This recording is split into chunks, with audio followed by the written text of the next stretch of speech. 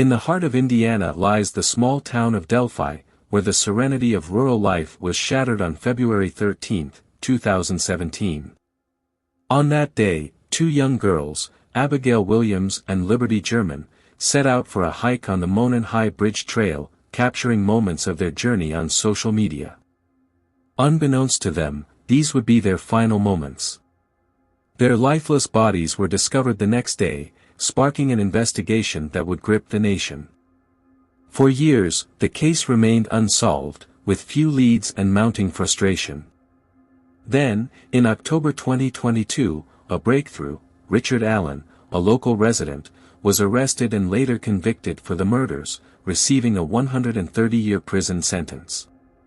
However, recent developments have cast doubt on the case's resolution. An inmate has come forward, claiming that Ron Logan, the owner of the property where the girls were found, confessed to the killings before his death.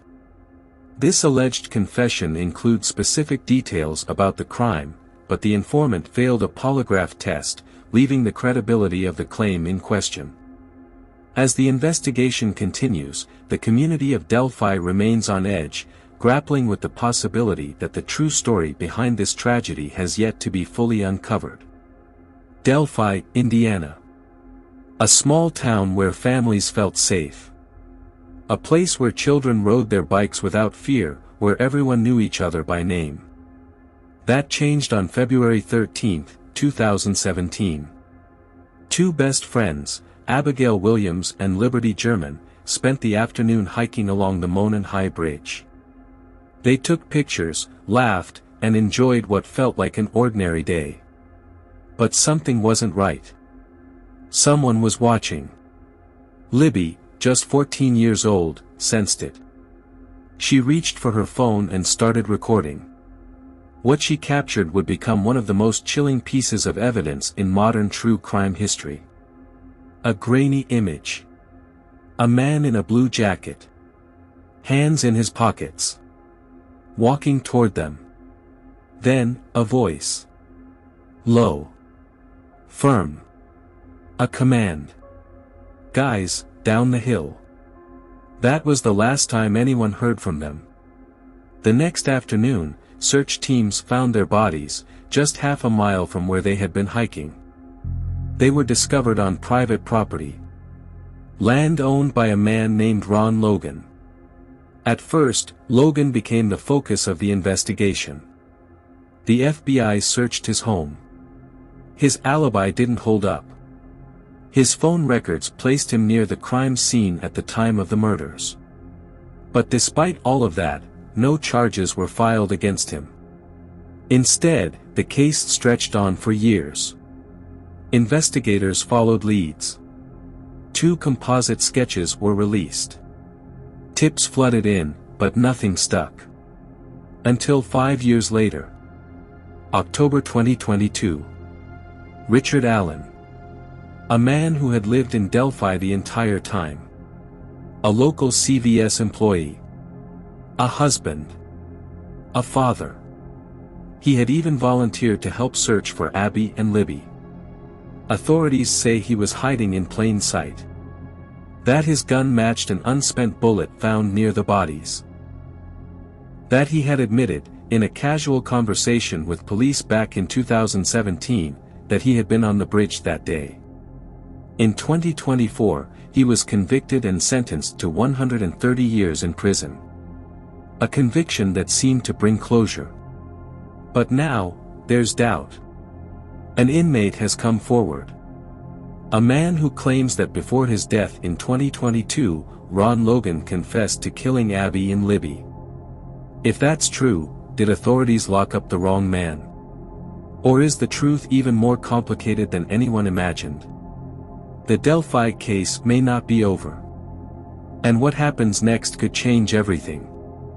Before we continue, make sure you're subscribed, because the next few minutes will take you inside the newest investigation, the evidence that was missed, and the confession that could rewrite this case. February 13, 2017. The day began like any other in Delphi, Indiana. Abigail Williams and Liberty German, best friends, inseparable, enjoying a day off from school. It was warm for a mid-February afternoon, the kind of day that made the bridge trails an inviting escape from the quiet town around them. Libby's older sister dropped them off near the trailhead around 1:35 p.m. The girls walked toward the Monon High Bridge, one of the tallest abandoned rail bridges in Indiana. The structure, nearly 60 feet above Deer Creek, was a common hangout for local teens. But this time, someone else was there. At 2:07 p.m., Libby took a photo of Abby standing on the bridge. She posted it to Snapchat, a seemingly ordinary moment. But it was more than that, it was a timestamp. The last confirmed image before everything went silent. When 3:15 p.m. arrived, their families expected them home. Calls to their phones went unanswered. By evening, panic had set in. Friends, parents, and local authorities searched the trails, hoping the girls had simply wandered off. By nightfall, there was still no sign of them. February 14th, a group of searchers were combing an area near Deer Creek, just 50 feet from the water. That's when they found them. The bodies of Abigail Williams and Liberty German were discovered less than a mile from where they were last seen. The discovery wasn't random. The scene was deliberate. The land where the bodies were found belonged to 77-year-old Ron Logan, a man well known in the Delphi community. He lived alone, on a property that stretched for acres. His house, a short walk from where the girls had been found, was now at the center of an investigation. Authorities questioned Logan almost immediately. Where was he that day? What had he seen? Logan told them he had been out of town, running errands. He even had a friend provide an alibi, claiming he was nowhere near his property when the girls were murdered. But the FBI wasn't convinced. Phone records showed that Logan's mobile device had pinged near the crime scene at a critical time, around the same window when investigators believed the girls were killed. His alibi? It was fabricated. And it wasn't the first time Logan had lied to police. Logan had a criminal record. DUI arrests, probation violations. A history of aggressive behavior toward women. And yet, despite all the red flags, the FBI didn't have enough to charge him. They searched his property. They seized electronic devices, firearms, knives. But no direct evidence linking him to the murders was ever found. For a while, he remained a person of interest. And then, the case went cold. Investigators worked tirelessly, chasing leads. A sketch was released, then another. Tip lines flooded. But no arrest came. 5 years passed. The case haunted Delphi. Then, in October 2022, a breakthrough. A new name. A man who had been there all along.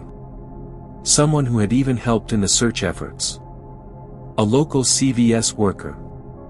A man who had gone unnoticed. His name? Richard Allen. Allen had no criminal history. No known connection to the girls. No reason, on the surface, to be involved in one of the most infamous cases in the country. But when detectives looked deeper, something disturbing emerged. Back in 2017, just days after the murders, Allen had come forward on his own.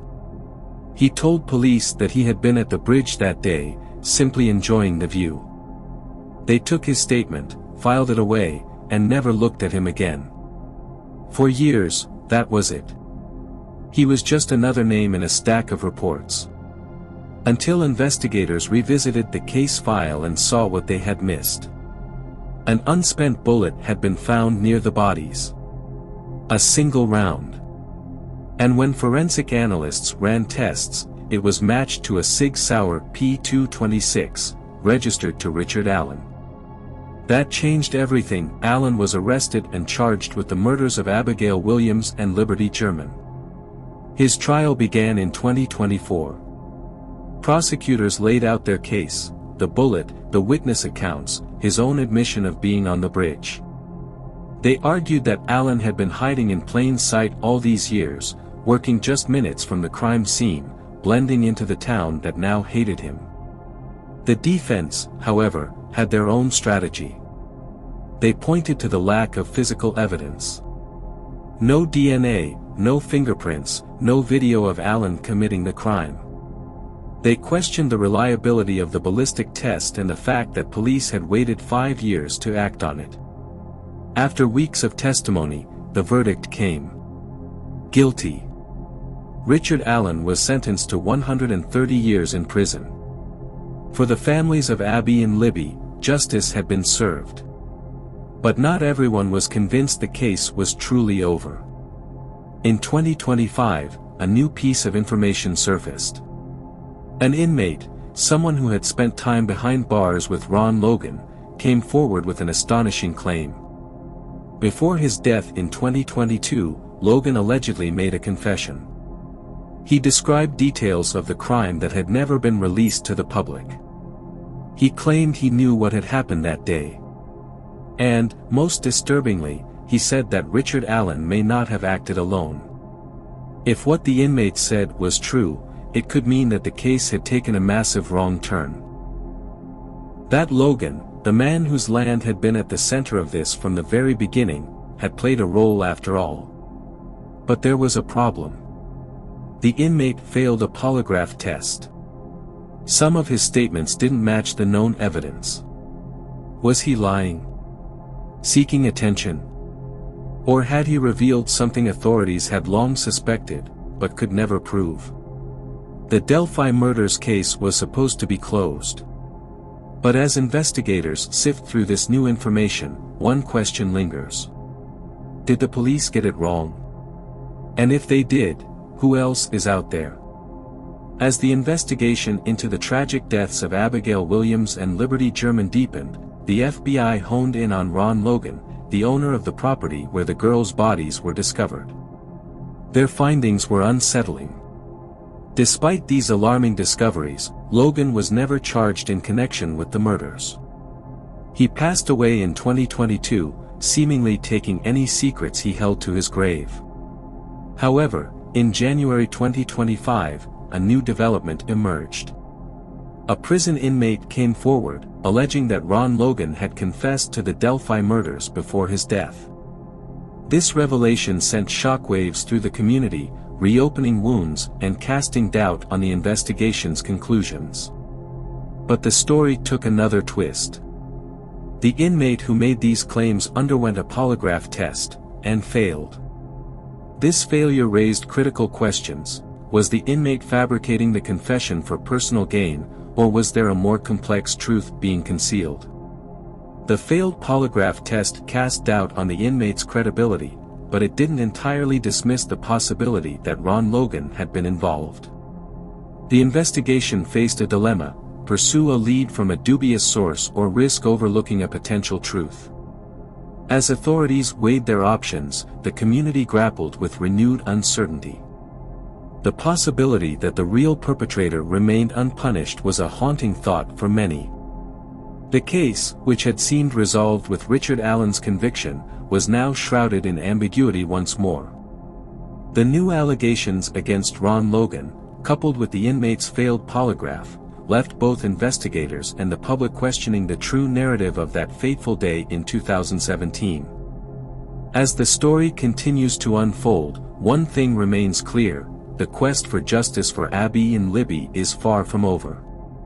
The truth, elusive as it may be, is still out there, waiting to be uncovered. Let's take a step back. Why would Ron Logan confess to something he didn't do? Did he make a false confession out of guilt, mental deterioration, or the need for attention? Or, did he confess because he knew the truth, but wasn't the only one involved? A confession isn't always as straightforward as it seems. False confessions have occurred in high-profile cases before, often under psychological stress, confusion, or coercion. But in this case, there was no police pressure, no interrogations.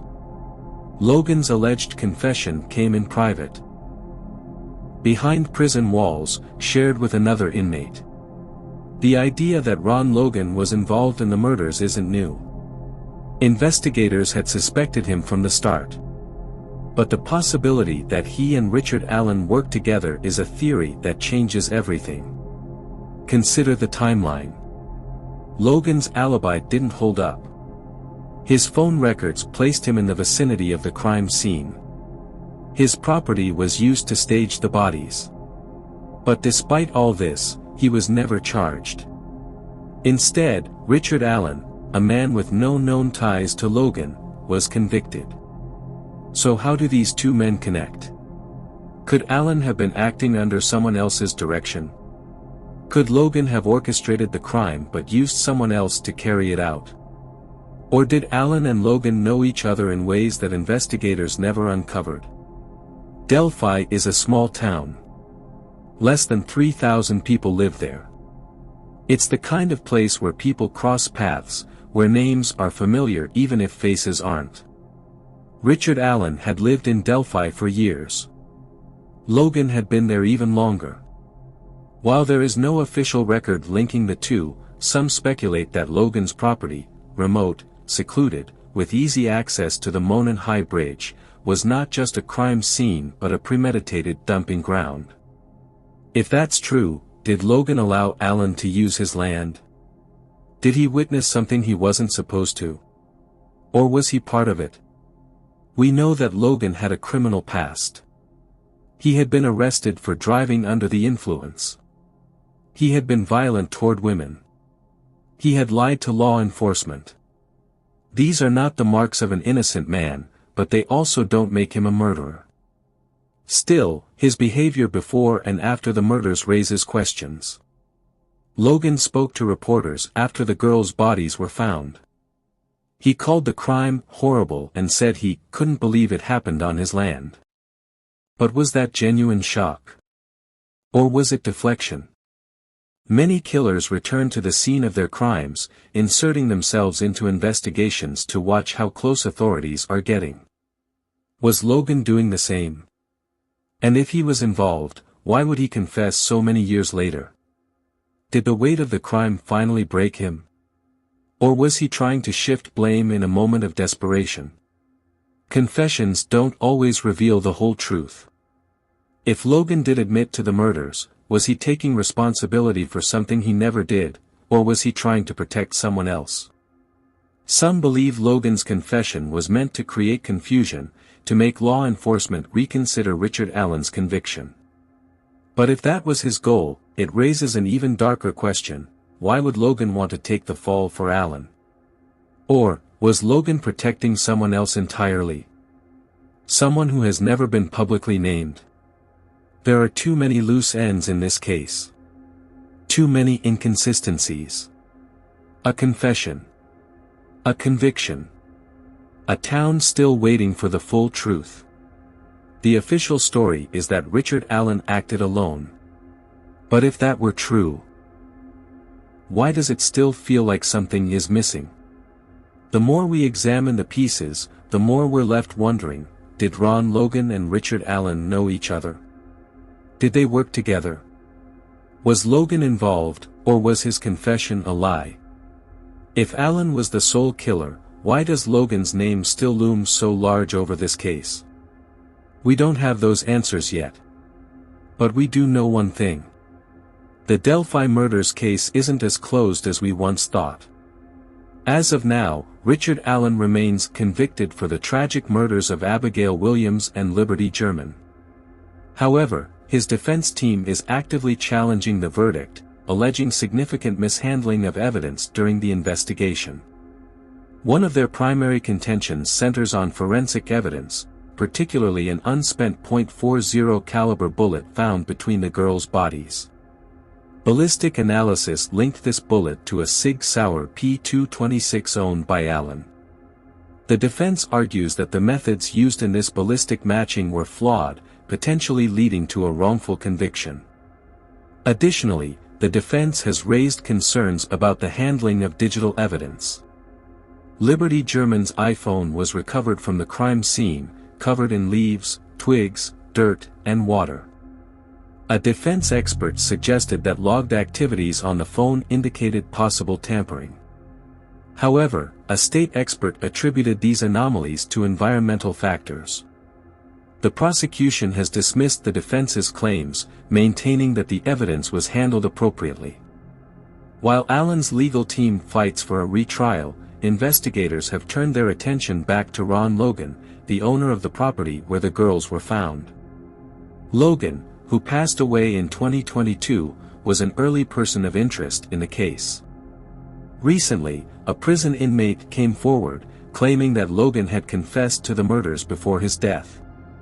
This inmate provided specific details about the crime that had not been publicly released. However, the credibility of this confession is under scrutiny, as the inmate failed a polygraph test, and some of the details he provided were inconsistent with known facts about the case. Despite these inconsistencies, investigators are re-examining old FBI notes on Ron Logan. Early in the investigation, an FBI agent believed that Logan had the physical capability to commit the murders and that evidence could be found on his property. A search warrant was obtained, and numerous items were seized, including firearms, knives, and electronic devices. However, no direct evidence linking Logan to the murders was found at that time. The renewed focus on Logan has led to a broader re-examination of the case. Investigators are reviewing all available evidence, including witness statements, forensic analyses, and digital data, to determine if any leads were overlooked or if new technologies can shed light on existing evidence. This re-examination has also prompted discussions about potential connections between Logan and Allen. While no direct link has been established, the proximity of Logan's property to the crime scene and Allen's admission of being on the trail that day have raised questions about whether the two men could have known each other or been involved in the crime together.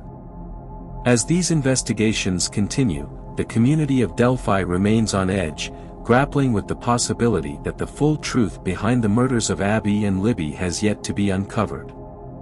The case, which once seemed resolved, now appears to be far from closed. The legal battles and investigative efforts underscore the complexities inherent in seeking justice. As Richard Allen's defense team challenges the evidence and investigators revisit old leads, the quest for truth persists. The families of Abby and Libby, along with the entire Delphi community, continue to seek closure. They hold on to hope that the renewed investigations will finally bring all responsible parties to justice and provide the answers that have eluded them for so long. In the pursuit of justice, no stone can be left unturned. The latest developments in the Delphi Murders case remind us that even when a verdict is reached, the search for truth must continue until all questions are answered. So, what happens next? Will Richard Allen's conviction be overturned? Will the FBI finally release the rest of their files on Ron Logan? Will new evidence emerge that changes everything we thought we knew about the Delphi murders? These questions remain unanswered. But what we do know is that the case is still unraveling. The revelations about Ron Logan's alleged confession, the re-examination of forensic evidence, and the lingering doubts about how the investigation was handled all point to one chilling reality: the story isn't finished. Richard Allen's legal team is preparing for the next battle. They argue that the case against him was flawed, built on weak forensic links and circumstantial evidence. If a judge agrees, we could see a retrial, or even the possibility of Allen walking free. But if his conviction stands, the public will still question whether he truly acted alone. And then there's Ron Logan, the man whose land became the scene of one of the most haunting crimes in recent history. The man whose alibi never held up. The man investigators suspected, but never charged. He took his secrets to the grave, or did he? If Logan was truly involved, how deep did that involvement go? Was he merely a witness? Was he an accomplice? Or was he the mastermind of something far more orchestrated than anyone imagined? The Delphi Murders case, which seemed to have a resolution, is now tangled in even more uncertainty. Each revelation pulls us deeper, forcing us to question not just who committed these horrific crimes, but why, and if there are more secrets still waiting to be uncovered. The FBI has yet to release all the details from their early investigations. Many case files remain sealed. Witness statements, forensic reports, potential leads, information that could confirm or contradict the current narrative. What are they holding back? And why? What happened to Abby and Libby was an unspeakable tragedy, but the search for the truth isn't just about the past, it's about ensuring justice is served, completely and without doubt. The people of Delphi deserve answers. Their families deserve closure. And the world deserves to know who really killed Abigail Williams and Liberty German. Now, we turn the question to you. What do you think? Did Ron Logan actually confess before his death, or was it just another rumor inside prison walls? Was he truly involved, or was his name unfairly tied to this case? And what about Richard Allen? Was he the lone killer, or could there be more to this story than we've been told?